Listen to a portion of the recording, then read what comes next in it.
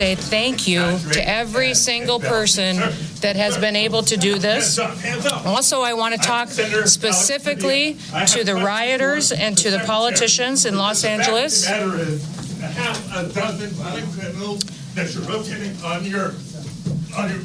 Well, that was Kristi Noem, some psychotic hooligan.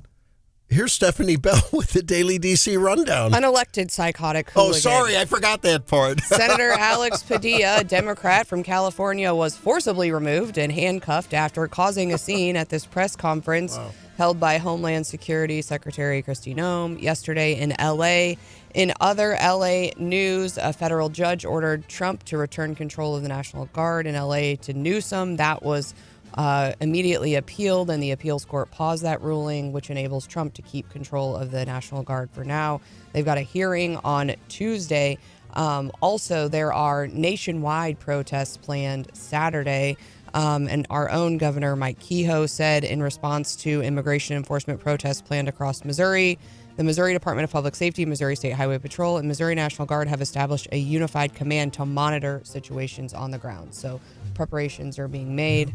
But a lot of unrest. I wonder if what's happened yesterday in Israel and Iran is just going to further stoke the flames of resentment and potential violence. I don't know. I worry as well. Texas Governor Greg Abbott deployed more than 5,000 National Guard troops yesterday amid protests against the Trump administration's immigration raids. So a lot of folks preparing for this weekend. The other thing we're preparing for this weekend, well, first of all, we should note the president will attend a Situation Room National Security Council meeting this morning at 11 a.m. Eastern. I am sure that is as a result of what happened yesterday late.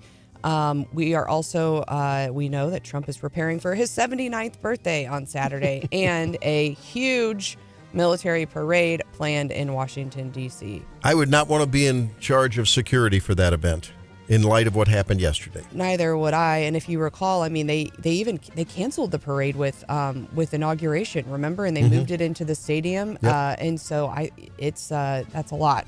But that is all happening this weekend. Of course, we also know yesterday that India suffered one of its worst plane crashes in decades. It was a Boeing 787 Dreamliner, which my understanding hasn't had any of the other issues that we've seen in years past with Boeing planes, but it killed 241 passengers. But one person survived, Randy. Really? I hadn't seen that. There's the sole survivor. Wow. But it wasn't even in the air for very long. The investigations continue. I mean, the saving grace is that it didn't land in the water or somewhere else, so they're going to be able to recover the black box, all of that, and do an investigation and figure out what in the world went wrong. It was shortly after takeoff. Never got the landing gear up. It really didn't. So that is pretty terrifying, I would say. I think in a lot of ways, planes basically fly themselves, don't they? I mean, we're not, right? Well, I guess except for the takeoff and landing, which are the critical times, right? I mean, I guess there is a lot of, there's they a lot say of the human landing gear skill. never really went up, and that could have caused some additional drag, so it didn't get the lift that it needed. Also, we should talk about the Israel attacking Iran yesterday. Of course, we're going to be talking with Chris Arps. What time, Randy? At 7:35. Yeah. He is on the ground in Israel. Ended up in a bomb shelter last night with his wife. He's trapped. The airspace is closed. That's right. But he had a new post up this morning. So maybe he is kind of reporting on Facebook Live from the ground. He is with a tour guide that has a military background and said he felt safe, but certainly was taking precautions. What we heard yesterday after the attack was from Marco Rubio, who said we were not involved. Israel's calling this a preemptive strike. Netanyahu said the goal of the operation was to damage Iran's nuclear infrastructure, its ballistic missile factories, and military capabilities, and vowed, Drake, wait for it, the fighting would last as many days as it takes. Drake and Randy disagree on... They've planned 14 days, apparently. That's what Netanyahu has said. Apparently. Well, yesterday they killed 3 senior Iranian commanders, really big time, and hit some pretty serious sites. So now everyone's kind of waiting to see, what, if any, is the retaliation. Is anyone seeing, 573-874-9390, is anyone seeing a jump in gasoline prices? Because overnight oil prices surged 10, 12, 13%. I don't know what the current number is, but When I went to bed last night, it was 13%. Gosh knows what it is now. And I didn't look this morning. yeah, when is that going to be reflected at the pump, or there'll be anticipatory, preemptive rises? I don't know. Well, I mean, you got to pay. You know what's coming if you're filling up your gasoline and diesel big holding tank at the station, and you know you're going to be paying more. Are you going to raise your prices now? I don't know how that works. I guess we may have to talk to Larry Behrens at some point throughout this thing, because this is not going to settle down quickly. This is not going to there settle were down some quickly. social media rumors that some of those strikes hit oil refineries, and I think those have since been debunked, I so hope. maybe just a brief spike. We are going to have to ask Stephanie Bell when we come back about Gavin Newsom was going to get the National Guard control before he lost it again overnight. Pretty quickly. We'll talk about that when we come back on Wake Up Missouri, 635. Stay tuned.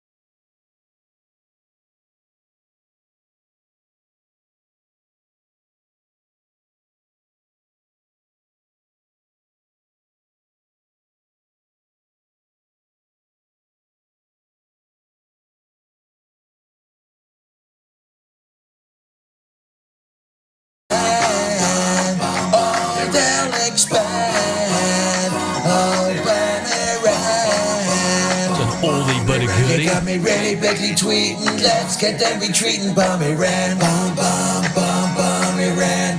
Posted a tweet, it was pretty sweet. Wrote all in caps, so they really feel the heat. Bomb Iran, bomb, bomb, bomb. We got nukes, bomb, bomb. Now that's a little takeoff. It is Feel Good Friday, and so Too soon. too soon? No.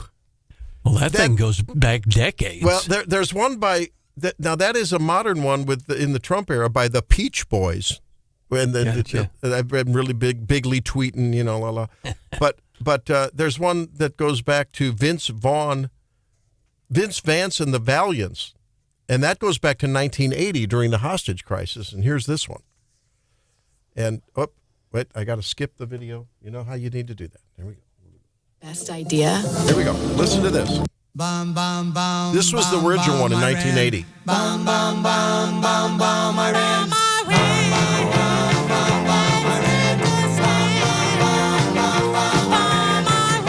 So that's a little more professionally produced, but you can't understand what they're saying as much on the chorus there. Is it too soon, Stephanie Bell? You think so? I'm sorry. I mean, our friend Chris Arps. Yeah, but those guys need to be exterminated over there. I mean, the Iranian theocracy, the mullahs need to be gone. They cannot get nukes. They need to be off the face of the earth. Their military leaders, their mullahs, they say they want to destroy the Jewish state, the Jewish people, America. How many leaders do they have? Because they got 3 of them yesterday. These people need to be gone. Well, 3 are. The leaders. I'm talking about the leaders, not. And apparently they have done surgical strikes overnight. They need to be gone. The leaders who are fomenting this and who are sponsoring the carnage that happened with Hamas on October 7th, Hezbollah from the north of Israel. Well, you want to talk about the leadership of Iran and their original genesis of this crowd right now. Go back to the 1979 when they were the leaders of the student revolution. Yep. And took all the American hostages at the embassy and other buildings in Iran, held them for 444 days, and took Ronald Reagan to get them all freed. The everyday Iranian people, I've talked with these people. I've trained these people. They're good people. It's not the Iranian people. It's the leadership. And it's almost, John, like a Stockholm syndrome kind of a thing, It's the same way with the Palestinians in Gaza. They're held captive by the Iranians in Iran or by the Iranian-sponsored terrorist groups in the region. Drake made a good point earlier. I have a feeling that those signatories to the Abraham Accords, the UAE and who else, Bahrain, they're all sitting by going, yeah, Israel. No one likes a bully in your neighborhood. And as best I can tell from my reading, Iran is considered a bully. Now, it's difficult for a lot of the Arab nations around the area to be that vocal about it. But I think that if what I'm reading from people, experts in the area, it's like, no, everyone's going, yeah, you go, Israel, go for it. Maybe I'm wrong. We'll talk to Dakota Wood later. Telling them they better get to the table to make a deal before there is nothing left. Yeah. And I think part of what maybe triggered this, I know that Israel, we reported on earlier in the week, we were talking about it. It's on the table. Everyone was talking about some kind of a imminent preemptive attack on the nuclear installations by Israel. And I think what triggered it was the breakdown in the talks. Yeah. Donald Trump's people were over there trying to negotiate some kind of a new deal, and Iran just kept doing rope-a-dope, and just playing games. And they said in no uncertain terms would they give up their right to enrich uranium and pursue nuclear weapons. I want to make it clear. Never backed off of that. I want to make it clear. When I said they should be exterminated, I'm talking about the leadership in Iran. This is not about the people. And this is the question I want to ask Dakota. Do you remember when Barack Obama had a chance to support the Green Revolution? Was that in 9 or 10, John? Remember the Green Revolution in Iran? Remember that young lady who she became the poster child, sort of the face of that revolution. There was a young lady who was killed on the streets in Iran, and it was sad. I mean, it was just so tragically gory. And they showed a very graphic sort of dying on the street because the people were rebelling against the theocrats. And Barack Obama stood by with his hands tied behind him. And he could have, Walid Faris, I talked with him at the time, and other Middle East experts says there was an opportunity to overthrow this despotic regime who wants to destroy the West, starting in Israel and going beyond. That was a protest that they called the Persian Spring, wasn't it? Yeah. I think it was. Yeah. I think it was kind of similar to what happened in Egypt. Right. But in Iran, I mean, I think there is this robust and sort of dormant large majority in Iran who wants that country to be modernized, to become a part of the world and not a part of the axis of evil, if you will, in George Bush terms. Yeah, it was 2009, and it's in a rare moment much later. This article, I believe, is from 2022. Obama actually said he regretted his decision-making and said he now feels that his initial stance on Iran was wrong, and because initially his stance was it's up to them to make decisions about their leadership. But they needed support, and I'm not saying they needed us to go in. From again, the experts, the Middle East people I've talked to over the years, it wasn't a matter of us sending over, weapons and troops and boots on. It was a matter of giving them support so that they could finally get the ball over that goal line of toppling that regime. Obama's comments in 2022 was that there was a lot of debate inside the White House that he should publicly affirm what was going on with the Green Movement. He ultimately did not do that, and he says, and in retrospect, I think that was a mistake. Good for him. And instead, though, it got worse because he made that terrible deal, right, where we dropped off, pallets of money and lifted sanctions and gave them basically a slow burn to where they are now, which they ignored. And now they're doing the fast burn and developing and refining the nuclear fission material, which is, once it gets to 90%, they can tip a warhead with it, and then it's active. 573-874-9390, our number. This thing that unfolded with Kristi Noem, Stephanie, I find amazing. That's a sitting senator, right? Right. And he's at this press conference that Kristi Noem is giving about the situation in L.A. And they end up having to detain him and bring him to the ground because he keeps fighting and resisting the security people there. Our senator was playing baseball on, Thursday night? And he is interrupting a press conference and getting handcuffed because he can't control his TDS. Here's Alex Padilla. Yeah, I have questions for the secretary because the fact of the matter is a half a dozen violent criminals that you're rotating on your heads off.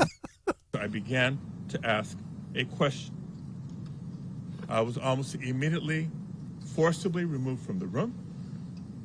I was forced to the ground, and I was handcuffed. Yes, that's what happens. Whether you're a senator or whether you're some urchin on the street, if you approach the podium in a threatening manner, which he did, and try to interrupt a press conference, you're going to be restrained. Sorry. Bye. Deal with it, Senator. I mean, on one hand, I'm disappointed and saddened to see this kind of behavior attempting to be normalized on the left, right? They're trying to normalize this. And in some blue cities, it has been accepted and validated because they stand down and they don't do much. Okay. On another hand, we've talked about the midterms and how important they are, right? For the agenda, the MAGA, the conservative, the limited government, the regulatory reform, the tight borders, all that. Well, this is actually a good thing as far as I'm concerned. I mean, go ahead, Dems. Keep acting like fools. Good. It's good for us. I mean, what happened to getting prepared on the issue, having actual data, showing up to the press conference and having your own little gaggle, a response right afterwards where people could get good sound clips and understand your position, right? What happened to that? Mm-hmm. And that's a good way to approach it. You're right. Yeah. Because you actually have time you come armed with some rebuttals. And then you can listen in and you can, shift and pivot and really come up with some solid, concise points on sound bites. You're on video. You look like you're responsible and you're a statesman, And if you have good arguments, I assume the legacy media the next day would be like, well, Kristi Noem said A, but Padilla's over here saying everything she said was wrong and she is wrong. And here's him responding, right? And instead you get him on the ground getting cuffed. I don't know. Maybe I have selective memory, but I don't recall, because we all have our biases and our affirmation biases, right? We look for the news and we tend to remember and focus and highlight the news that resonates with our stance, right? But Drake, do you remember, John, Stephanie, do you remember as many violent outbursts and disorderly type things? Now, there was with Joe Wilson, right, when he said you lied, during an Obama, wasn't the State of the Union speech, but that wasn't this same kind of thing. That was an outburst, a vocal outburst. This guy got a little physical. I mean, he was approaching I don't recall this happening as much from high profile figures on the right. Or am I wrong? You're right. I'm right, aren't I? You're right. So and again, when leadership acts like this, people are going to be organizing for tomorrow's No Kings riots across the peaceful protests, across the fruited plains, including Columbia and Springfield and Jefferson City and Kirksville and Joplin and Kansas City and St. Louis. Boonville. Do you expect there'll be a big turnout in Boonville? If you're in Boonville, do you plan to go out and watch the spectacle? Or if you're in is Fulton on that list? I don't know. I didn't see Moberly. But is anyone going to go out and just sort of take it in? I'm probably not, because I don't want to get shot. I mean, I think that I don't, especially now because we're hearing that not only are anti-ICE protesters involved in these, but the Gaza protesters now are in this too. So they're sort of allied. And there's Pride Fest going on this weekend. Yeah, Ozark Pride Fest in Springfield, same time. A ton of people out on the streets this weekend for a whole host of reasons. Did you miss Jennifer and I talking about Awesomeness Month up in Boise, Idaho? There's that bar that's doing. They got beer for breeders Mondays. So if you're a guy and you dress up, heterosexual Awesomeness Month, yeah. Oh my goodness. That's Stephanie Bell. I'm Randy. There's John. They practice that event every weekend, I think, at the Lake of the Ozarks. I think so.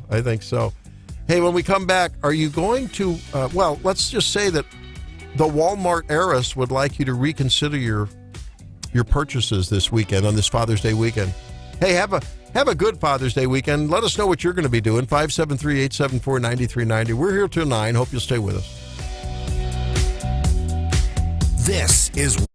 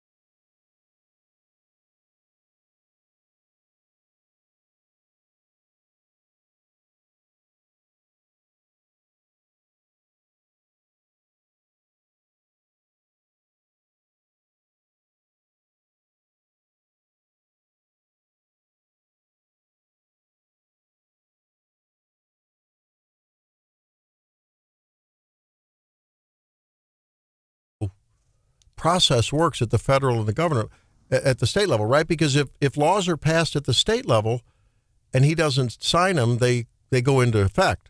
Whereas federally, the pocket veto means if he doesn't sign it, it's vetoed, right? Do I have that wrong, or isn't that that's right. basically? Yeah, it's I an think that's interesting correct. thing. I think. And then Missouri's got the option too, Stephanie. It's the deal where the governor vetoes something, lawmakers can come in, and if they get two-thirds vote on it, they can override it. Yeah. And so it's September is when the veto session is always set for, and I think when do they map out? I think it's a 10-day limit for the veto session. Well, are you going to veto shopping at Walmart because the Walton heiress says that you should boycott that? No. She's got an anti-Trump ad going on. She's got an anti-Trump ad, and so MAGA leaders, some in the grassroots leadership, are saying boycott Walmart because she's anti-Trump. So what if you're an active Walmart fan? You do a lot of shopping there, and Christy Walton, who's the widow of John Walton, son of Sam Walton, she retains only a 2% stake in the company, but that means she's only peanuts. But she bought the ad in the New York Times, no Kings thing. She's only worth $19 billion. What's it? Chump change. Everyone's got like one crazy aunt or uncle, right? But Walmart's been on the forefront of like eliminating DEI policies and all the other things. So I don't think like they can be blamed for one crazy person. She took an ad out in the Times, which said, she's supporting the No Kings movement. The honor, dignity, integrity of our country are not for sale. Walmart, who regularly... Well, she doesn't know her customers too well. Who regularly buys their way into small communities. Hey, that's it for this hour. Went by too quickly, but we have two more. We'll be back and talk with Representative Jim Schulte. Later, Chris Arps from Israel.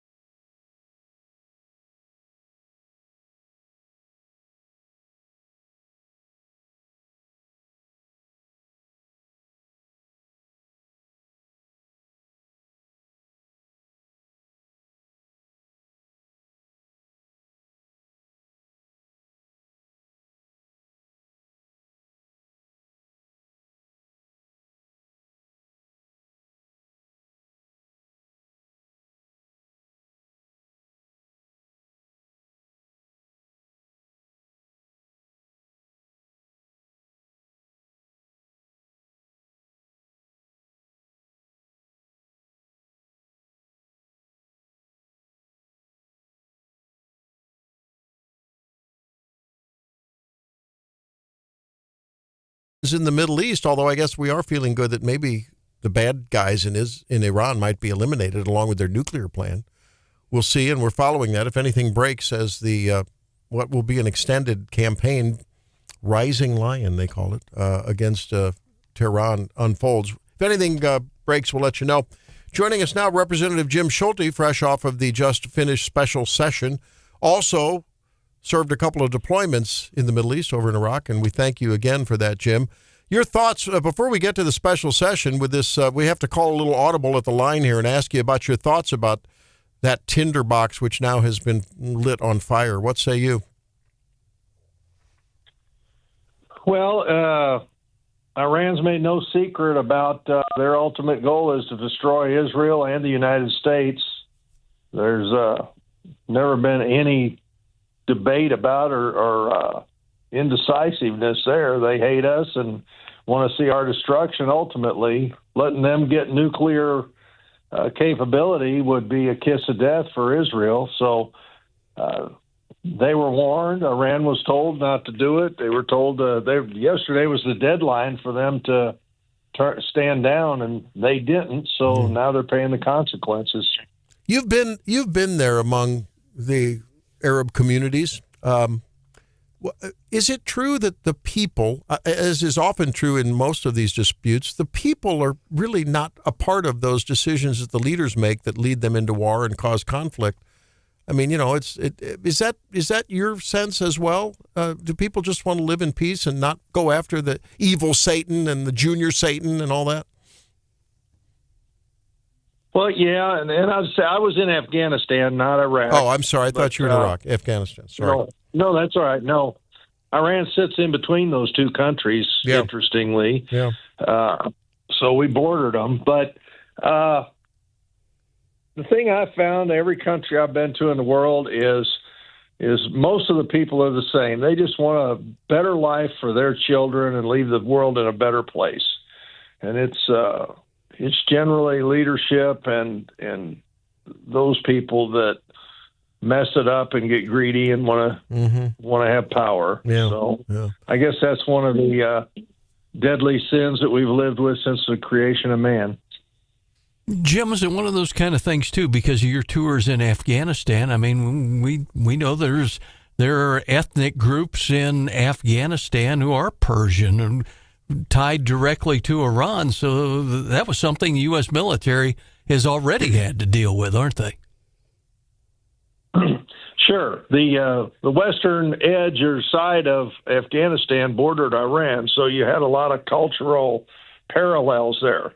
And if you look at the whole creation of Afghanistan, it was created by the British Empire, late 1800s. They went in and surveyed Afghanistan off and created the country right in the middle of all these other countries and cultures. So they were building a buffer between the Soviet Union or Russia at that time and India. So culturally, the people are very, very spread out in Afghanistan and totally different viewpoints of the different parts of the country.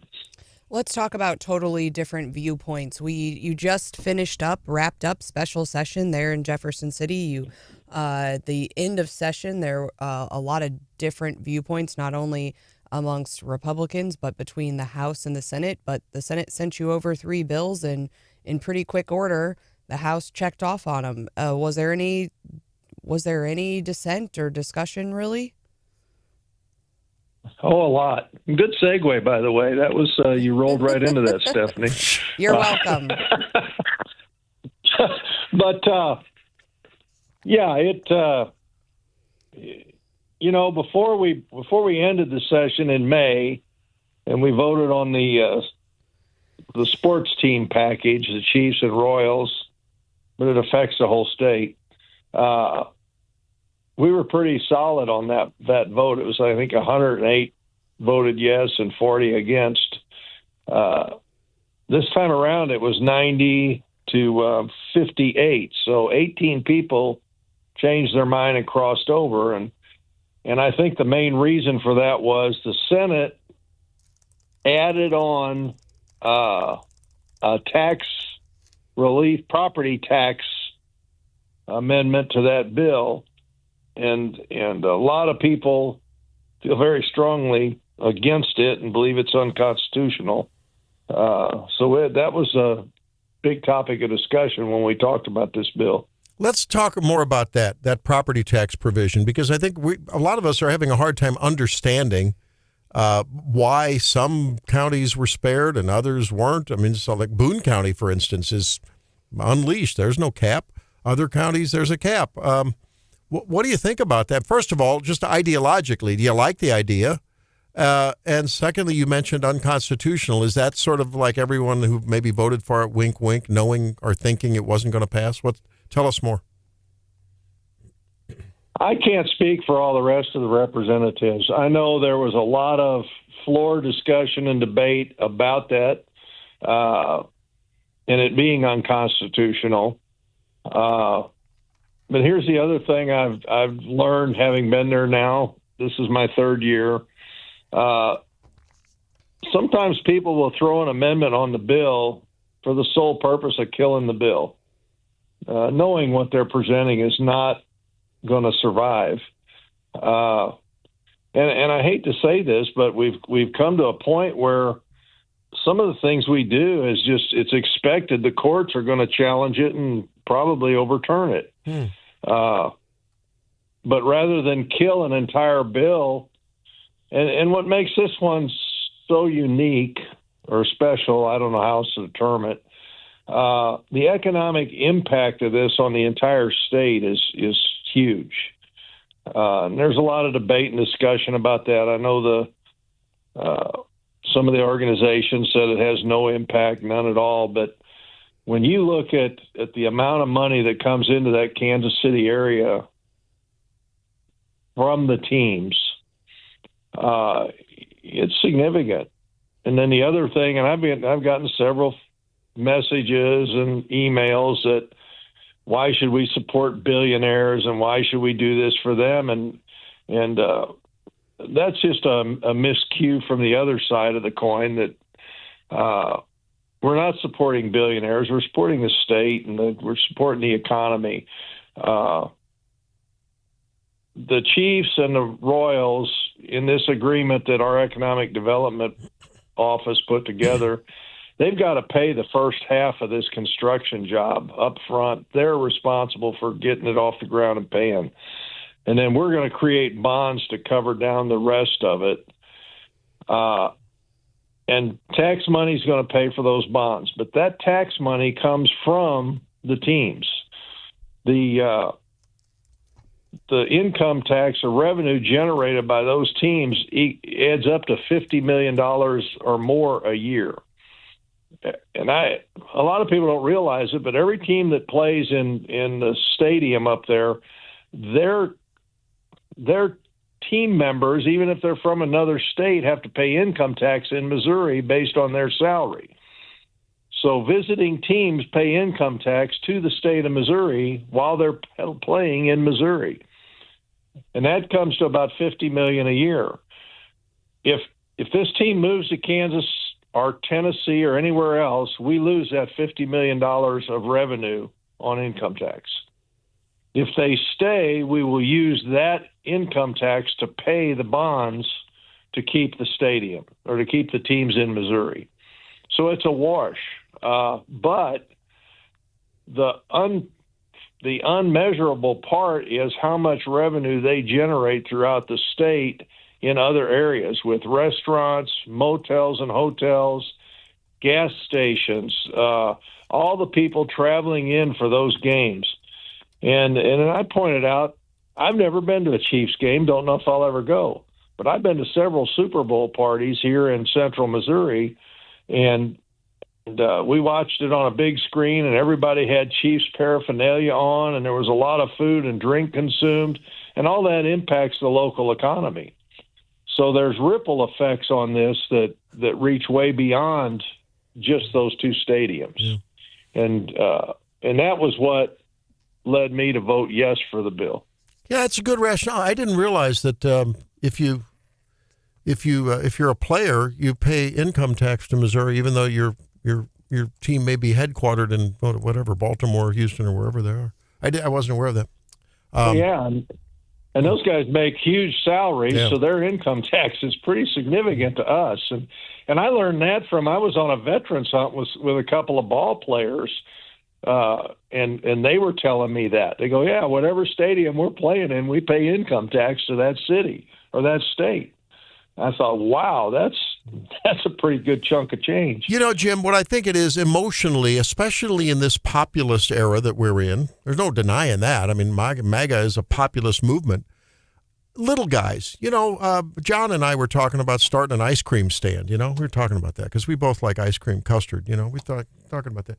And we're thinking, well, is the state going to help us out? Because we'll employ a few young people and we'll be buying some local, dairy products and stuff. And the state's not really looking out for us. I mean, because we're just little people, And I'm got my tongue in my cheek a little bit there, but you can understand where the emotions get a little raw. It's like, man, I'm just trying to gut it out here. I put a second or third mortgage on my house. I've sold everything. I'm working 20 hours. Is the state helping me out? And what is your answer to that kind of emotional populist opposition to this? I fully understand that, but we're not buying the stadium for them. This is about economic development for the whole area. One of our reps, he used to be the mayor at St. Joseph, he told the story that when he was a mayor in St. Joe, they had a company in Spain that was looking at putting a manufacturing plant in St. Joseph. And he said, we rolled out the red carpet for him. We showed them the whole city. We brought them in, and ultimately they decided not to build here. And he said, I asked them, why did you not come here? And the leader of that group said, we went through this whole city and looked at it, and we decided if you're not willing to invest in your city, why would we? Okay. And so when you have other businesses, other corporations, other companies looking to come to Missouri, those are all things they look at. Yeah. All right. Well, that's good. It has a outlying impact you don't think about. A lot of ripple effects. Well, Jim Schulte, I appreciate you being with us. Thanks for all of your service in the past and your service to this state. We appreciate it. I hope you get a little breather between now and veto session. And when John and I start that ice cream, one of our first featured flavors will be... I will be there. Well, and one of our first featured flavors will be Schulte Bacon Custard. It'll be there. You probably bake, I guarantee you. Oh, man. I'm in. Thanks, Jim. Make Missouri healthy again when we... You're listening to...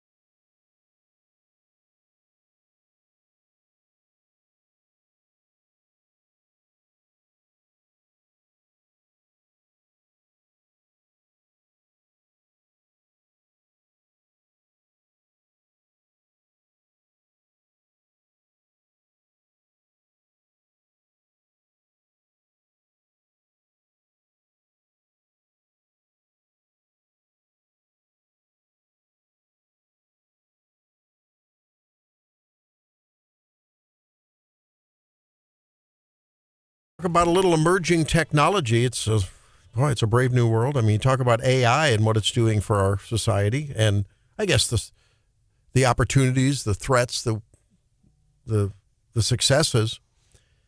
There's now a way that we can look at tags that are put on your jeans, and I don't mean when you're walking out of TJ Maxx, Stephanie, or wherever you shop for your jeans. I'm just saying. But tags for the genes that really help operate our cells and our very being.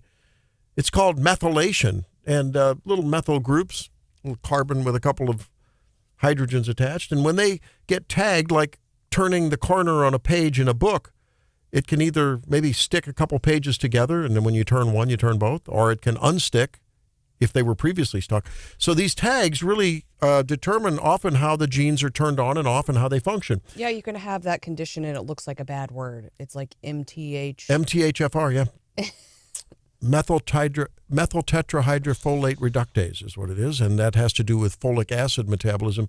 And I think like if you have that gene, what you're supposed to take methylated B. Well, yeah, I mean, if you can just overwhelm it and overcome it by taking a lot of folic acid, and sometimes in severe cases, it can increase your risk of heart disease. But the cool thing is now with just a drop of blood or a saliva sample, looking at the cells from the cheek that end up in the saliva, they can basically give you sort of more of an idea of your biological age as opposed to your chronological age and how healthy or not that you're aging, how healthily you're aging. Researchers collected data on DNA methylation, and they use this and other decline data like your cognition, your ability to think, locomotion, how are you moving, your sensory, your vision, your hearing, psychologically, how are you doing? I guess if you have TDS, that probably shows you're aging really rapidly. And vitality as well. And they use this to do basically a predictor of, your IC clock. Your intrinsic capacity, it's called, the mental and physical. Put it all in a bushel basket, and what does it mean? It's a significant finding. People with a high DNA IC, that is intrinsic capacity, lived on average, are you ready for this? This isn't like half a year, 5.5 years longer than those with a low DNA intrinsic capacity. So can you improve it? The answer is that there are measures that you can do to slow the decline. Can you reverse it? Maybe not. Remains to be seen. But you can slow it. So how do you slow your decline if you are a little bit older biologically than you are chronologically? Get on a MIND diet or a Mediterranean diet, rich in fresh fruit and vegetables, whole grains, healthy fats. Forget about that this weekend. This is Father's Day weekend. But after that. This is the best time, though. I mean, I find it way easier to eat healthier in the summer when tomatoes are in season, when you can eat watermelon till you're sick. You have your Snackle box, easily filled this time of year. Oh, and I have a new Snackle thing. What is that? Oh, you haven't seen my Instagram. I look at it, but I can't follow it. Well, it was designed. It's a very active Instagram. It was designed as a pill dispenser. I'll have to bring it in. Huh? But it's got all these little compartments, so you can put little snacks in it and then rotate it. And yeah, sort of like a Pez dispenser. Yeah. Yeah, I like it. Okay, the other thing is regular physical activity, and this is one we talk about with our patients a lot. Boy, there's nothing more that helps you live longer and live healthier than being active, both strength and aerobic activity. And keep socially engaged, keep active cognitively, like listen to the station, and then text us at 573-874-9390. And manage stress very well. Get your sleep, too. Those things will increase your life, I promise you. It'll do a good job. Chris Arps from Israel when we come back on Wake Up. I think just low.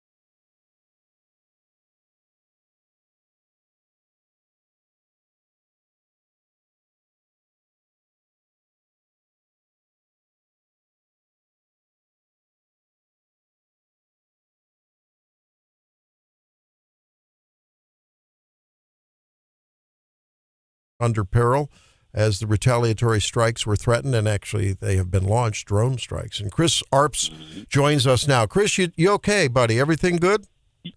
We are fine. You know, where we're at in Jerusalem, it's kind of far away from any type of actual target. Our tour guide told us that if they were going to try to hit Israel, it would be Tel Aviv or some of the other cities like Haifa.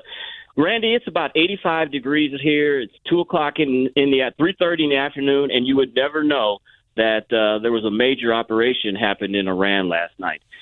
There was a stay-in-place kind of order by the Israeli government, wanted people to stay near their home, shelter in place. That has been lifted. My wife and the tour group are actually on the way to the 9/11 museum here in Israel. I decided to stay back here because I wanted to talk to you, Randy. But it seems like a normal day. I will tell you this: when I got the itinerary last week for this trip, going to the Western Wall, going to Bethlehem, all that, I didn't expect that I would get the full Israeli experience by dealing with a war and drones trying to attack the country. Well, I tell you, I know just all of us who know you and follow you on the News Talk STL station, of course, in St. Louis, and your afternoon show, they're so popular with Tim. We were just really worried about your safety because, I mean, Iran means business when they're active, right, and kinetic. And, who knows what's going to come next with the new state of warfare with drones and everything. You had no clue that this was coming. No one did, right? Well, you know what? I think that we got kind of a warning. About midnight here, we received from the State Department, Becky and I, a warning, an advisory about sheltering in place, that it's dangerous, it's a heightened situation. So I think they were trying to give us a little warning in advance to be diligent for something happening. About 1 o'clock in the morning, everyone here has an app that they download, and that app will do an alarm to let you know that incoming missiles are coming. It actually shows you the flight path of the missile here. So the people here are very, very prepared. They are used to this. If you're not, it is kind of an unnerving situation, but I think we're going to be okay. Now, you mentioned, I know I've been watching some of your live reporting there on Facebook. Mm-hmm. You mentioned you're with a pretty experienced guide, too. So talk to us about how he's influenced your decision-making. I tell you, I feel really comfortable here. I'm here with a group, Americans, Heroes to Heroes Foundation, and it's an organization that helps veterans who suffer from PTSD who have what's called moral injury. These guys have had to take the unfortunate actions of taking the life of a child or a female that had a suicide vest on, and that's something they've had to deal with. Part of the 12-step program is, and it's a year program, is they take a tour to Israel for 10 days. And it has really been uplifting for these guys. I've heard stories from other veterans that have taken this trip. It has really, really helped them get over that situation. So I feel comfortable that I'm around a bunch of hardened, probably 25 to 30 combat veterans. And as you said, I also feel comfortable. Our guide, he's about 40 years old. He is a major in the Israeli army. He has fought in wars. And he has kind of given us, told us when we should be nervous and when we should not be nervous. And at the beginning of the trip, he told us about the bomb shelters and how to be prepared. So I feel really comfortable. I feel safe.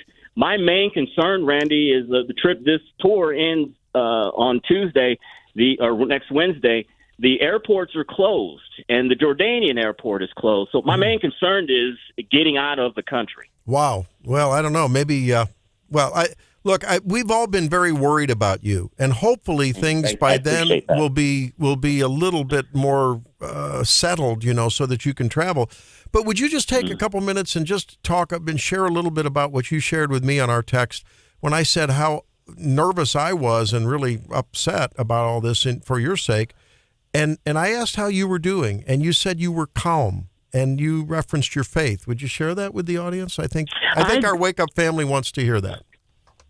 Everyone who is a self-professed Christian, it's not mandatory like Islam where you have to take the Hajj to Mecca, but every Christian should come to the Holy Land to see the places where all this biblical history happens. You hear these mountains, you hear of these cities, to actually walk on the ground of those cities, to actually walk the Via Dolorosa where Christ, took the cross, to actually walk inside Jesus' tomb, to actually pray at Golgotha, the rock. I mean, it's an awesome experience. And I think that's part of the reason for my calm, because I always believed in God. I always knew God was real.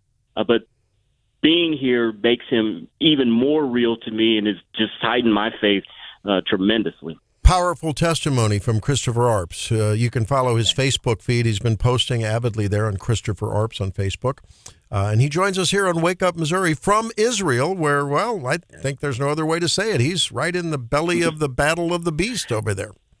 Chris, I've had friends who've gone to the Holy Land, and their take on it is, well, I know of some of them when they came back said, yeah, Jerusalem, it was almost kind of touristy, but there's quite the presence of armed Israelis, police and soldiers there to kind of give you pause a little bit. Is that your experience? Oh, most definitely. I mean, we have an armed guard with us on our tour.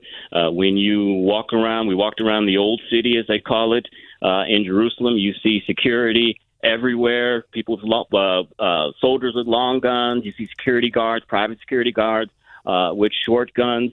It's a city, a country that's under siege and has been like that for a long time, and they are used to it. I tell you, the only really time I've been fearful here is yesterday when we were walking through the old quarter. We were walking through the Muslim section, and one of the merchants, he asked me, where are you from? And I forgot where I was at, that I was in the Muslim quarter. And, of course, I said proudly, the United States. And he groaned and turned his head in absolute disgust. And we're not, that's not something we face every single day. People usually, America, we love Americans. To see someone just have hatred for me, disgust for me, because I am an American was something I had never experienced before, to be honest with you. Wow, that's insightful. I would think, and was he, did it seem as though he was a vendor to tourists, or what kind of goods was he selling? Yeah. Wow. Yeah, he was a tourist vendor. I mean, when you walk through the old city, it's just lined up with just tourists, and he was out there, and he's asking where you're from. Now somebody else asked us where we're from, and I looked at him and smiled and didn't say anything. I learned my lesson. But here's an interesting observation I want to tell you guys. We were at the old wall yesterday visiting. I got a chance to put a note into the wall. Becky did not. The men and women are separated. They can't be together. Becky couldn't put her note into the wall because the president of Argentina is in town, and Benjamin Netanyahu and the president were going to visit the wall. You know what? I think that they did this attack because the Iranians would say the Israelis would never attack us with a foreign leader in the country. And I think that's something that blindsided them as well. Yeah. Well, we heard that those talks had broken down between the U.S. and Iran and really weren't going anywhere.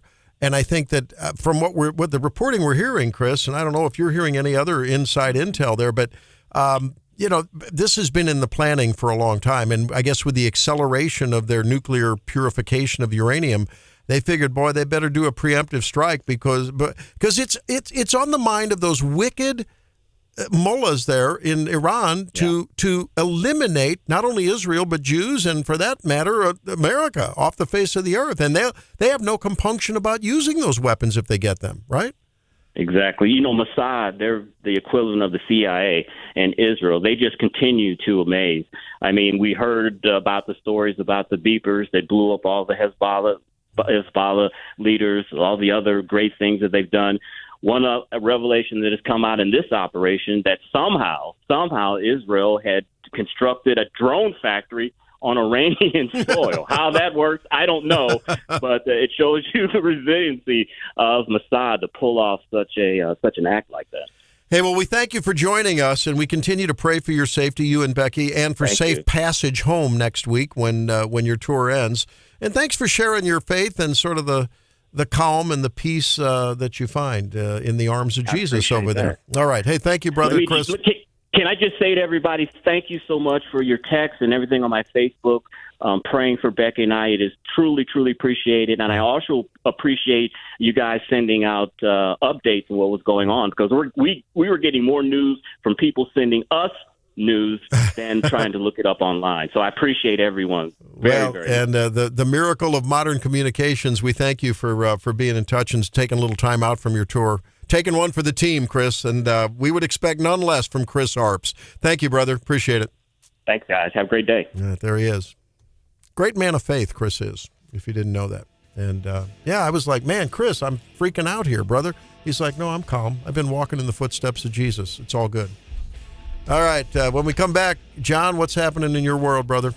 Don Luzader, we're calling you out. Uh-oh, and Don will be with us at 8:35 to talk about some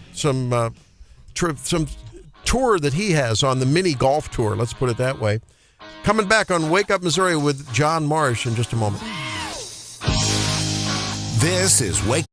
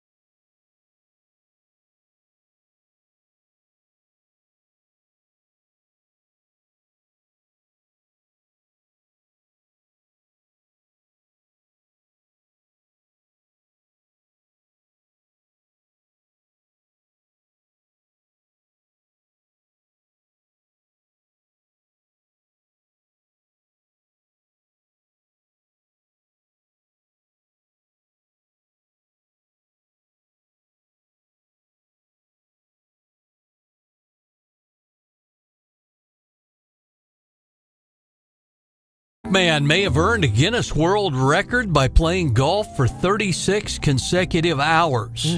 Not 36 holes, 36 hours. Wow. Kelechi Ezehi is a Long Island guy, originally from Nigeria. Hit the links at the Huntington Crescent Club, 6 p.m. Sunday. He was going to play for 24 hours, but his plans abruptly changed halfway through his attempt when he told a guy from Norway had just pulled an attempt at 32 hours. So Ezehi extended his own attempt and ended up finishing 36 hours of golf on Tuesday. Wow. And said the evidence from the attempt now must be reviewed by the Guinness World Records. Our own scratch golfer, Don Luzader, the big dog on the putt tour. Maybe we should challenge Don to 36 hours of mini golf. Whoa. One of his favorite charities. He would take that on in a blink. Not a problem. I mean, he sets course records at these places. You mean every golf game isn't 36 hours? Because it sure feels like it. Okay, there's a Not when you're at Don's level. What do you think his handicap is? I don't know, but his scores are incredible. I think he said in the text to me or in the email, it was like his last victory was like a score of 25. Wow. Yeah. What's par on a mini golf course? Well, yeah, and they've been 36? and he's had some of those long ones, 70 foot holes that are like par fours, and Don does them in one or two. How do you do that? I mean, boy, Don is, and he's so active at the radio station. I don't know how he has time to get out there. How do you practice on mini golf? I mean, other than at the course, you can go out in your backyard and hit plastic golf balls, and how do you do that though with mini golf? How do you practice other than on the course? I don't know how you do that. Does he spend a lot of time in the control room with a Dixie cup and a ball and a putter, maybe? I don't know. That's something else. So 36 hours of golf. Now, do we know was that with a cart or was that walking the course? Because that would be a different calculus. That's a good question. I don't know. I don't know. My kids like it, and I like it because Grandma and Grandpa like it. So if they're like, hey, we think we're going to take the kids golfing for the day. Is Chris a golfer? Go for it. Not really. We don't really have time. Like I said, it's hard to find the time to do it. I hope that I pick it up later. I think it's a good life skill to have, but you can find me by the pool. I'll be at the golf your course mom and at the dad are pool. long time dedicated golfers, aren't they? Yeah, they loved golfing down at Redfield. That's right? Down in Eugene. Yeah. And so that's where they like to golf. But yeah, I think it's a good skill for kids to have. And of course, if you learn it early on, it's kind of like a life skill, I think. I never got really good at it. It's an expensive habit though, or it can be. I wonder, that's what I want to ask Don about is, are there different putt clubs like there are? I mean, obviously you do a putter, but like, does he have a whole bag full of various putters that he uses on different holes? I don't know. Good question. It's a weird thing about golf and like putters especially. I mean, I don't get out but once or twice a year, if that much, and I'm not good at it at all. But it's funny, you'll get over the years, you get a new club, especially with putters, and man, you are on fire. Every ball drops for the first 10 holes or 6 holes. And then after that, it's just like every other putter. You're just as bad as you were. What is it about? Is that confidence factor or what? I think that's the number of drinks by hole 10. That's it. That's the cart you should really be concerned about, not the one to ride in, the one to refresh you. Well, if you're going to head out to a Railwood Golf Club down in Holt Summit area on Sunday, watch out because Randy is going to be out there. So wear your hard hat because you never know. When I hit the ball, you don't know where it's going to go. And my friend Jim Johnson down there, he's like, I've warned him, this could be bad. I hope he takes out extra liability insurance because you never know. Yeah. Are you the one breaking the golf club over your knee? No, I don't throw clubs. I curse a little bit now and then. But, I curse a little bit, and I get mad at myself. But I tend to have a hard time with topping the ball. I'm just like they don't have to cut the grass. They don't cut the grass when they know I'm coming because I'm going to take care of that for them. I've managed to dent a really expensive driver from like bad golf form. Oh, really? Oh, yeah. One time I teed off and I hit I don't know. I don't ever go to the very hind tees. I go to the middle or whatever. And one Go to the time, old lady tees? no, in the middle. Like there's the gold and the blue and the white. I'll do the blue. I hit the ball. It hit the marker and bounced back and hit me off the tee. And I figure that's a bad omen for your golf round. It is. Yeah. I know mine are. With kids, they're constantly growing. So one of them just was at Play It Again, got a whole new set of clubs. I know they're eager to get out on the course. That's what Randy needs to do. Get a bigger bag, right? Yeah. Get a better bag. You can put more mulligans in it. There we go. Yeah. All right. Well, we got more coming up on the show. Stay tuned for more on Wake Up Missouri. And we're going to talk about the pizza meter later.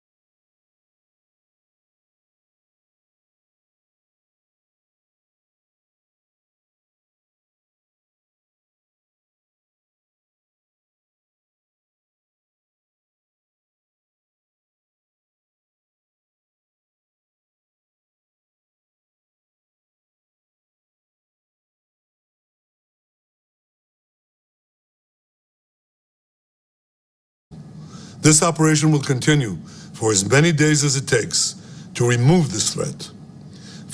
That was Benjamin Netanyahu announcing the onset of their attempt to destroy the nuclear infrastructure over in Iran. I don't think there's any other way to put it.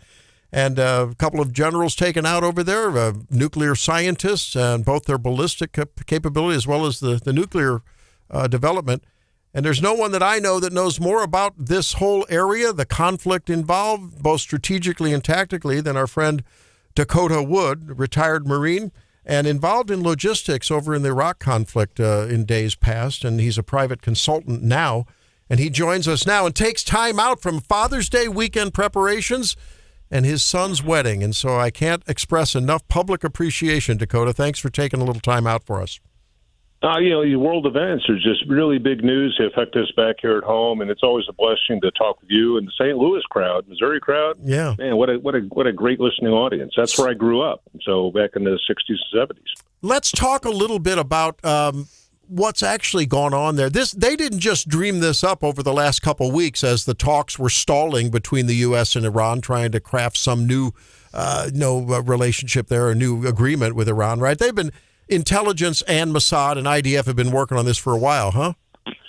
Yeah, Times of Israel spoke with Israeli defense and intelligence officials, and they indicated that this has been a couple of years in the making, to include Mossad, the intelligence service, setting up inside of Iran the same sort of capability that Ukraine did over 18 months against Russia. They actually, the Mossad imported UAVs, unmanned drones, and precision-guided weapons, and set it up at a location outside of Tehran. And then all that was coordinated that they would launch those things at radar facilities, air defense systems, in concert with the strike packages coming in from Israel. So this has been a really long time putting this together very secretively and very effectively, and it just shows the competence of the Israeli military to actually pull this off. Something that crossed my mind as I looked at the map last night, Helene and I were talking, because you hear about American installations in Iraq, and I know you were heavily involved in logistics there. Right. And so how in the world is Iraq aware of this, and do they just turn an eye? You just said some of the things were already deployed in Iran, but certainly there had to be some traverse over the Iraqi airspace. How does that all work out from Israel to Iran through Iraqi airspace? Yeah, it's about 1,200 miles to go from Israel to targets around Tehran.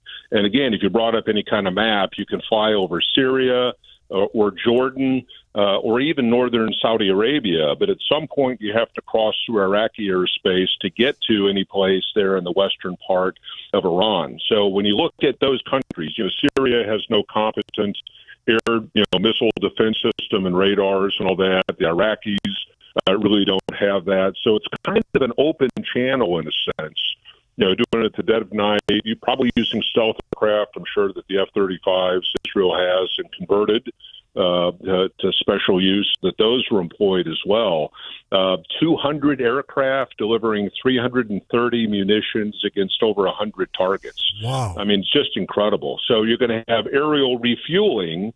Maybe they flew in unrefueled in a straight route, but as soon as you drop the ordnance and come out, you've got to tank up. You've got to get more gas in order to make it back to Israel. So they've got aerials, Boeing 707 refueling tankers, and there's even video of one of these tankers refueling an Israeli F-16 over Syria. So it does give an indication of at least the exit route that they were using to try to get back home. No aircraft loss, no Israeli casualties. Mossad agents, everybody made it out okay. And with all the devastation they caused and killing off, senior leadership, significant damage done to one of the major uranium refinement facilities there, to the effect that the lead of the IAEA, the International Atomic Energy Agency, did talk with Netanyahu and said that significant damage was done to that infrastructure. So, no radiation has been released, but certainly damage done to the centrifuges, how you get in and out of some of these facilities. Dakota Wood joins us, former Marine, a retired Marine warfighter, and also in Pentagon matters as well, and our national security expert here as we try to unpack the Israeli-Iran conflict. He's a private warfighting consultant now. He joins us on Wake Up Missouri. Dakota, we go back to the late 70s since the U.S. had a positive relationship in the days of the Shah. Then the student revolution came in and all. I guess the question to you is, what's it going to take for regime change, real regime change in Iran, and is that even possible? It has to come from inside. It has to come from a popular uprising with the people. We have seen countless examples over decades where the leadership of a country will be deposed or eliminated by an outside source. What the United States deposes Saddam Hussein or Muammar Gaddafi is taken out in Libya or what have you. And usually that does not end well, right? Whoever the replacement leadership is viewed as a stooge or a lackey, not, really well received by the population and all that. So this has to come from the Iranian people rising up against the Ayatollah and the religious leaders that have really clamped down in that country. And it's funny that you would mention, the 60s and the early 70s and all. My father was over there as an employee of McDonnell Douglas Aircraft in Tehran in 1969, where the U.S. had made a big sale of F-4 Phantoms. And so, my family has some decades-long experience of the U.S. dealing with that country on very positive terms when the Shah was still in charge. And then, the revolution that you talked about there in the 70s, which occurred under Jimmy Carter's watch here in the United States, and all the hostages that were taken, and then those were released when Ronald Reagan came into office. So it's been a long-run, multi-decade problem between the United States and the religious leaders that have kind of a tyrannical hold on that country. And it just, if there's going to be change there, it has to come from inside. We spoke with a friend earlier who's on the ground in Israel, had a pre-planned trip there, and he said, they went to shelter last night. He has some concerns about trying to get home this week. I mean, how concerned are you for American citizens on the ground there in Israel? It's a serious, serious concern. If you were to bring up flightradar24.com, it's one of these air tracking websites, and you can see airplanes flying all over the world. And so if you bring that up, it's got these little yellow icons of airplanes, and you can see, what airline and what the flight number is. It is a huge gaping hole stretching from Israel all the way across the Middle East and into Iran. There aren't any aircraft flying in that airspace over Israel, Jordan, Syria, northern part of Saudi Arabia, Iraq, and Iran. So if you're an American traveling there, getting out is going to be very, very difficult by air until these countries open up their airspace. And that, nobody knows when that's going to happen. So, that Israel was prepared for this. I've been over there. It's been some years now, but they have high security. You can't go in and out of restaurants or shopping malls without passing through metal detectors because they're aware of suicide bombers. So I think the biggest concern for not only Israel, but anybody that Iran links to supporting this attack would be an asymmetric attack. In other words, not a big missile barrage, although that might happen into Israel, but using sleeper cells, terrorist attacks, local bombings, those sorts of things. So if you're on vacation visiting the Holy Land in Israel, you're just going to have to keep your wits around you, where you're going to go, what group you're with, where you're going into a restaurant, what hotel you're staying in, and just be aware of your surroundings. So that's the daily life of Israelis there in country. Dakota, as many of the Wake Up Missouri family have, or either are maybe, Army Reserves, or maybe have relatives, sons, daughters who are in the military. What kind of messaging might be going on to them in terms of readiness? Because I'm imagining that, Trump's meeting with the National Security Council at 10 a.m. Central, I think 11 Eastern. And I imagine that there is some risk of, if Iran strikes an American installation in Iraq, or, otherwise assaults Americans over there, this thing could mean kinetic action for American soldiers or not? Yeah, well, it could. The possibility of that is not zero. So, as an example, last year, right about this time, and into the summer, my son, who's our son, my wife and I's son, who's a young Marine, was with an infantry battalion deployed aboard an amphibious warship, setting off the coast of Israel and Lebanon. Because back then, you had all the stuff between Israel and Hamas and Hezbollah into southern Lebanon. There were concerns about the safety and security of American citizens and embassy staff stretching up all the way to Beirut.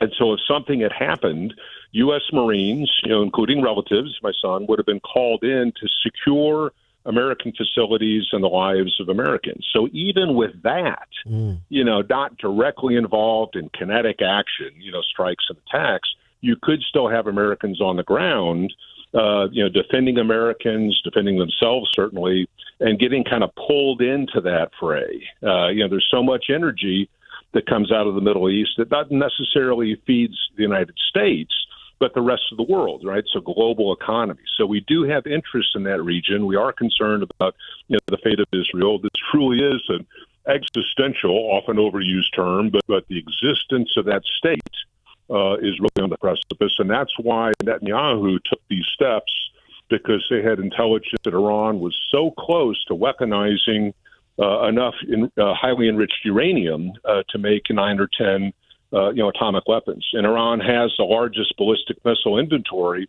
in the entire Middle East, and they've gotten really good at producing their own drones that they've been selling to Russia for use up in Ukraine. So there's just an interconnectedness of that region into Europe, the United States, and it's not beyond the realm of possibility the U.S. could get drug into that fight.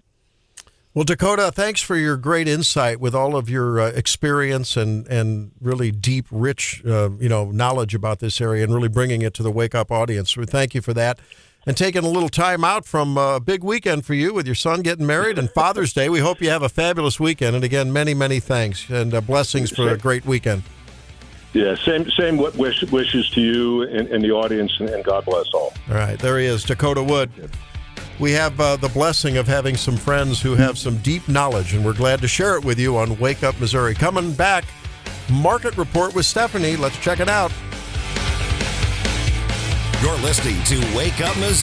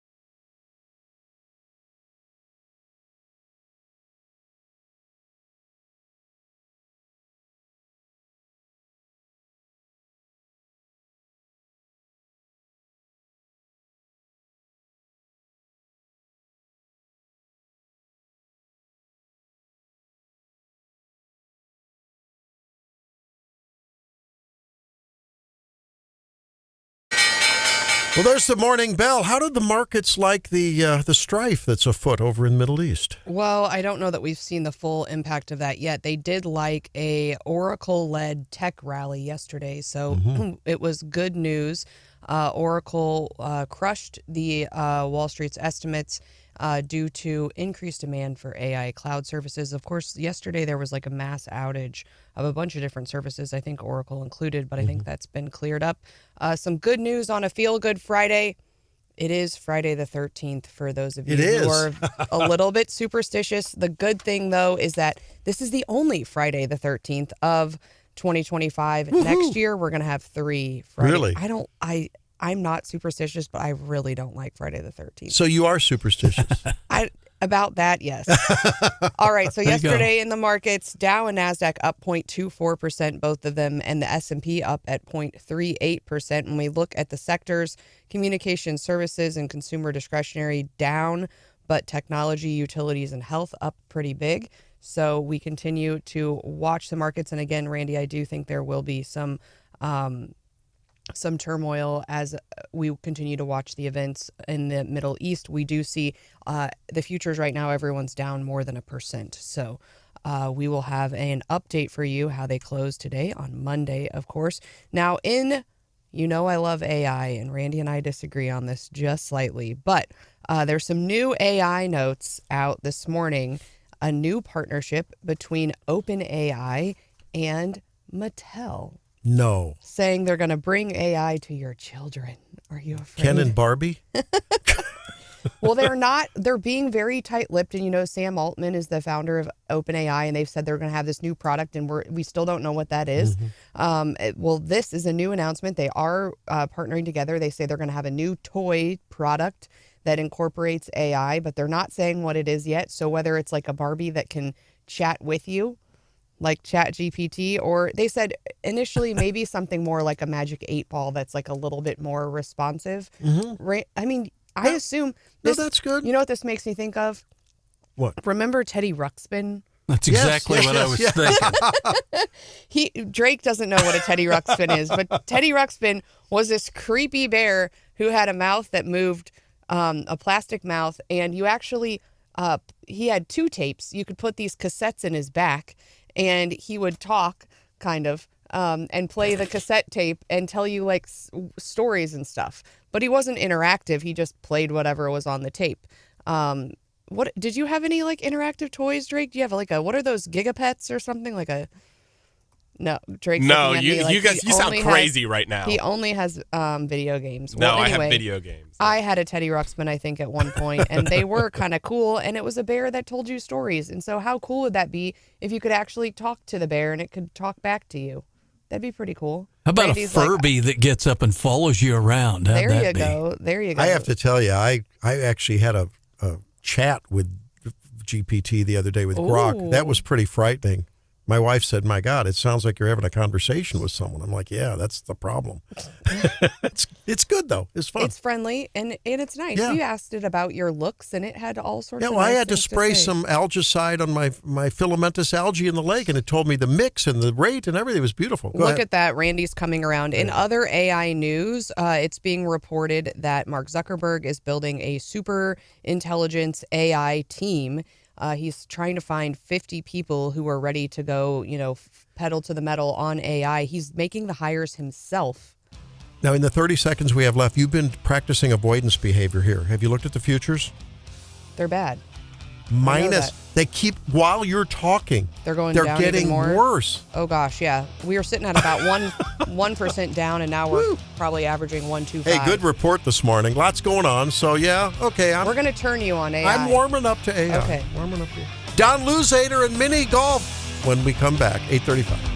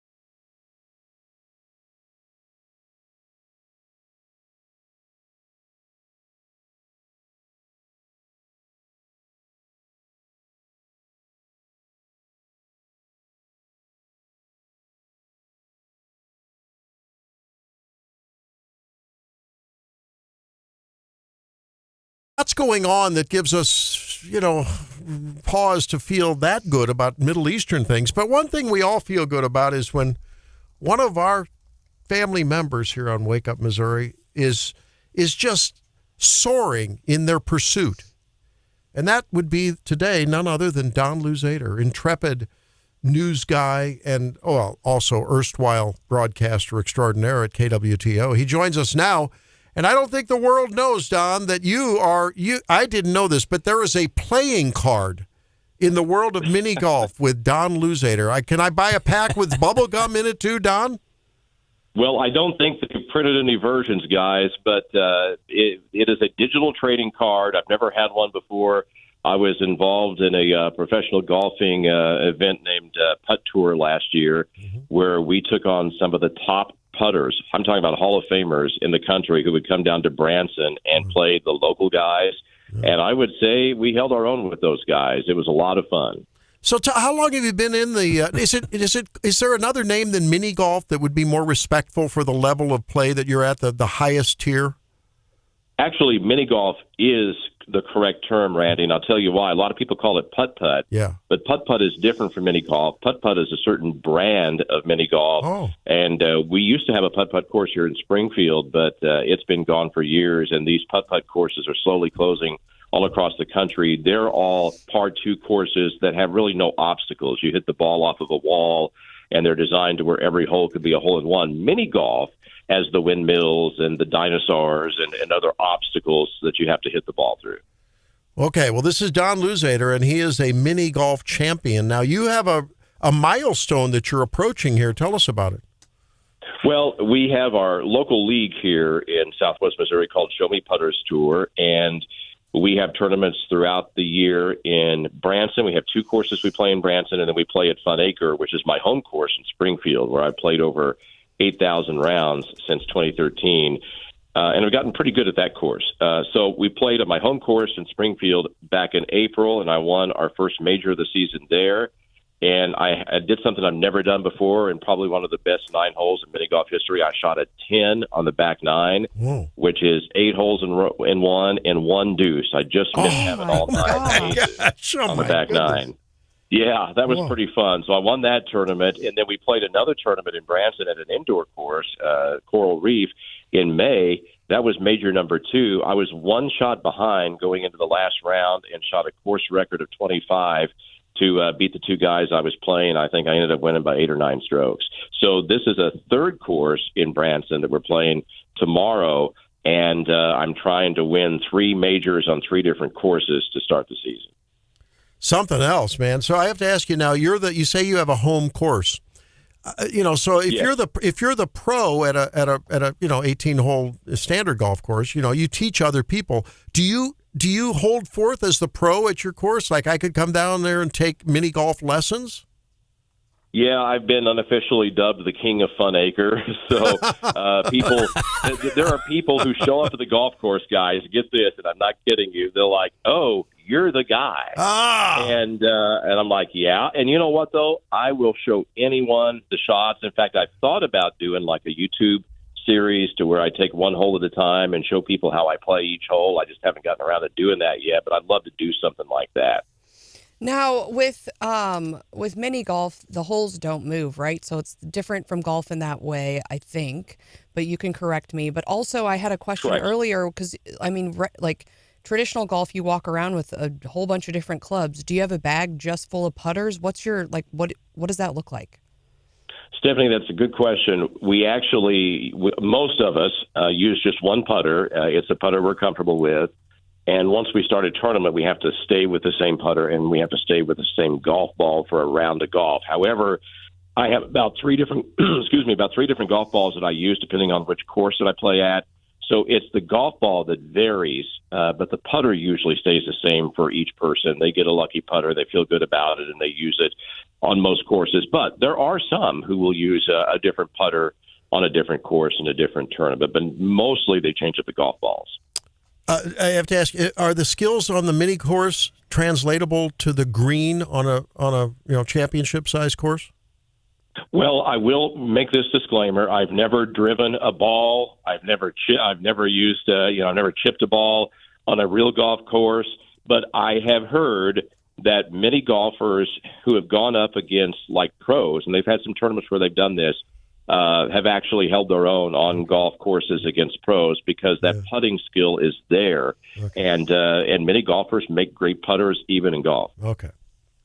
Don, talk to us about handicapping. We hear so much about that on the PGA and on the tours and all. How about at the mini golf level? Well, really no handicapping and no mulligans, unfortunately. However, what we do have is on most mini golf courses, and especially when you start getting into professional tournaments, everything is a par 2. So even if the course has it as a par 4 or par 3, for many golfers, everything is based on par 2. So if someone shoots a round of 36, that's par.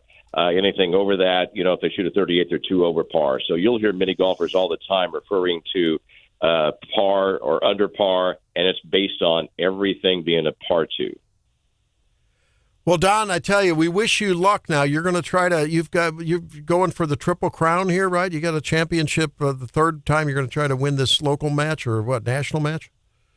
Well, it's fairly local. Sometimes we have people from the region show up, but this will probably be mostly local guys playing tomorrow. And we have a father and son who play. I mean, It's for anyone of all ages.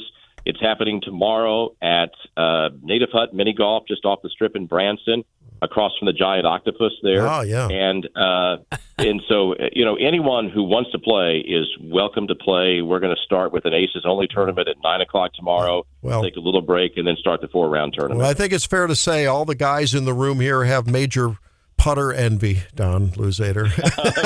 Thank you. And here's what I love about it, guys. It's for the whole family. Anyone can play mini golf. I'm not even going to respond to that. I know you're not. I know. Anyone can play mini golf. And here's what I love, guys. I'll be slaving away on a hole over at my home course, and I'll make like a 3. Some little kid, 5 years old, comes up, just smacks the ball, and it goes in for a hole-in-one. That gets me every time. Hey, well, thanks, brother, and all the best to you on this week's tournament. Appreciate you very much. Thanks, Don. Have a great weekend. All right.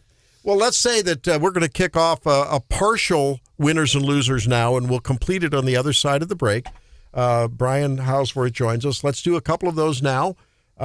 Because I think we can all agree Don is a winner today. Can't we all agree on that? He's a winner. Oh, he goes head of the list. And I miss the actual putt in Springfield. Yeah. I played it when it's been gone for years, but I remember playing it in the 70s. It was a great course. Miss it there, but Don does a great job. Brian, your winners and losers. Got 3 winners this week. Reminder for everybody that Flag Day is tomorrow. It was a real big deal when I was growing up. I wish it was a big deal now, but I encourage everybody to fly their American flags tomorrow and fly those with pride. The men and women who fought for this country certainly deserve that. Flag Day is tomorrow. Also a winner this week, and it's a name that I think a lot of people may not recognize, but the pitcher last night for the Milwaukee Brewers, his name is Jacob Mizorowski.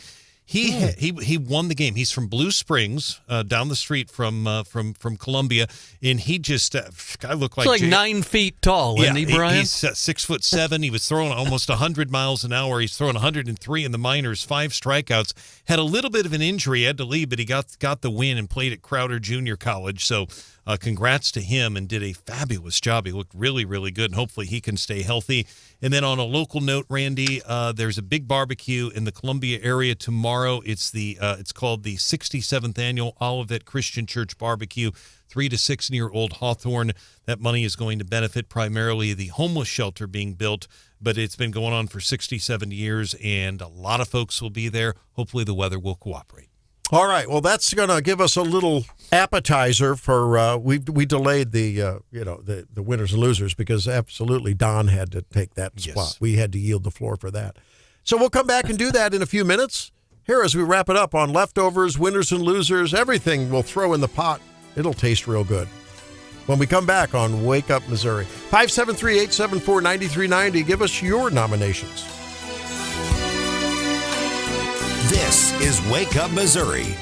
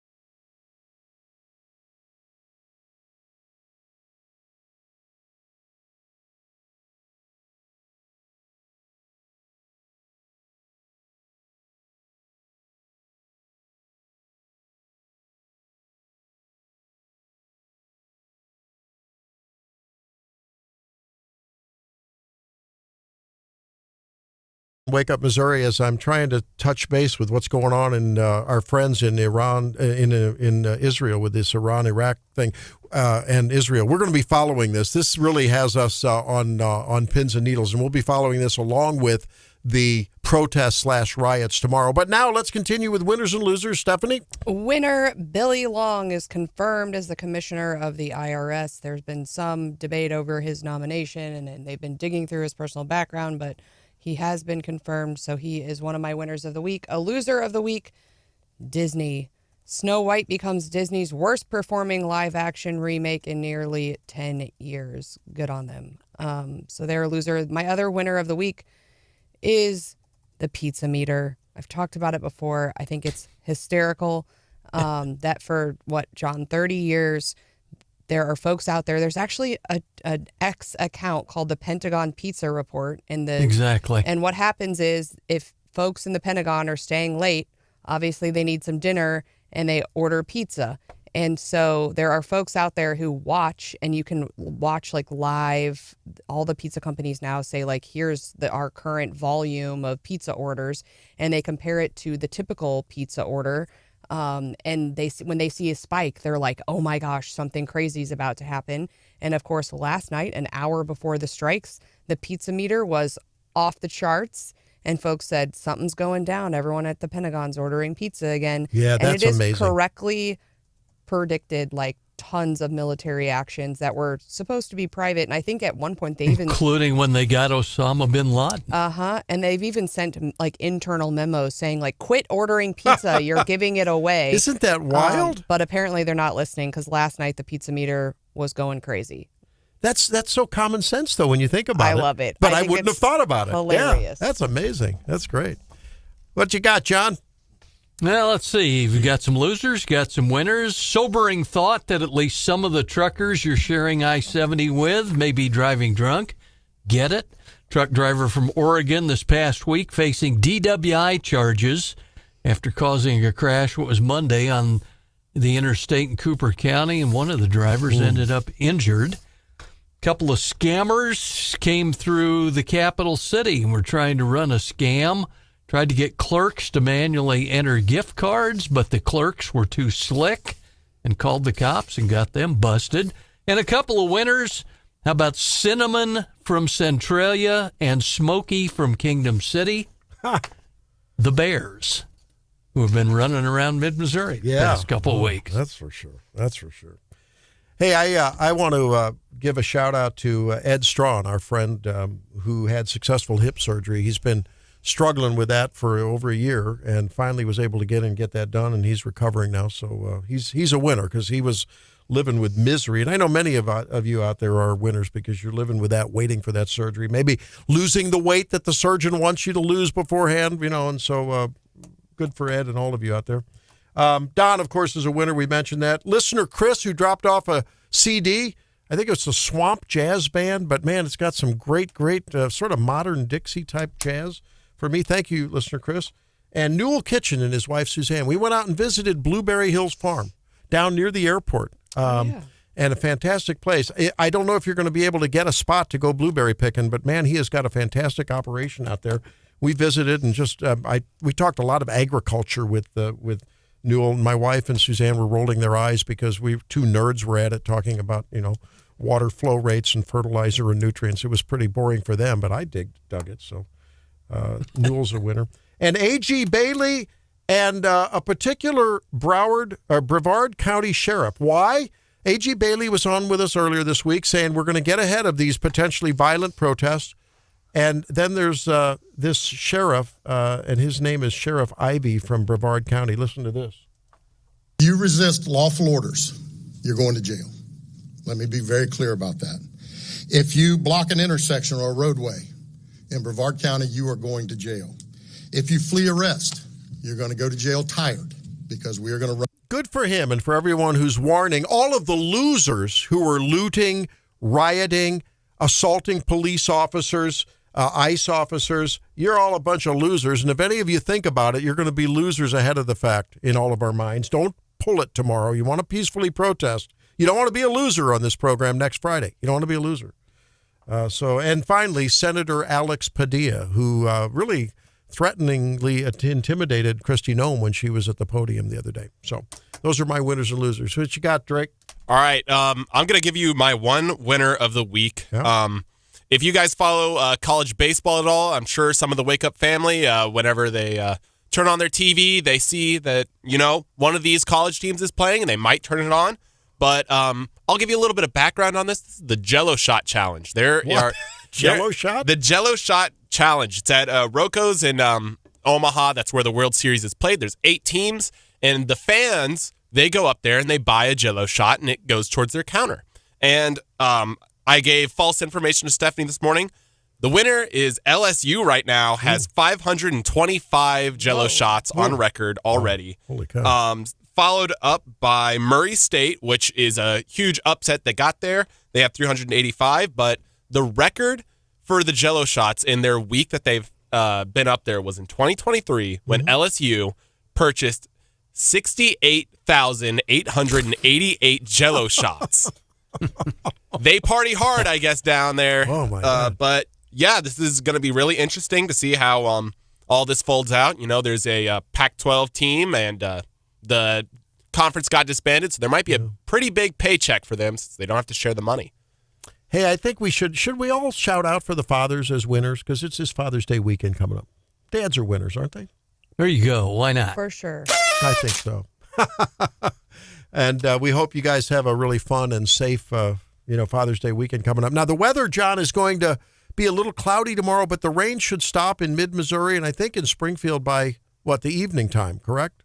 Well, you know the weather forecast, but yeah, we'll call it that. Partly cloudy when it all hits tomorrow, about 85 and pushing 90 and some clouds for Sunday. So summertime or darn close, right? Yeah, well. As it rains right now. Yeah. Well, I tell you, any Father's Day weekend is a good one. We hope all you dads have a great one out there. And again, we'll be following this. We hope to touch base with some people that are either in or know a whole lot about what's going on in Israel as this action against Iran's continuing. And we'll be on with that on Monday, I'm sure. And keeping it real for you. Have a great weekend, everyone. Thanks for listening to Wake Up Missouri.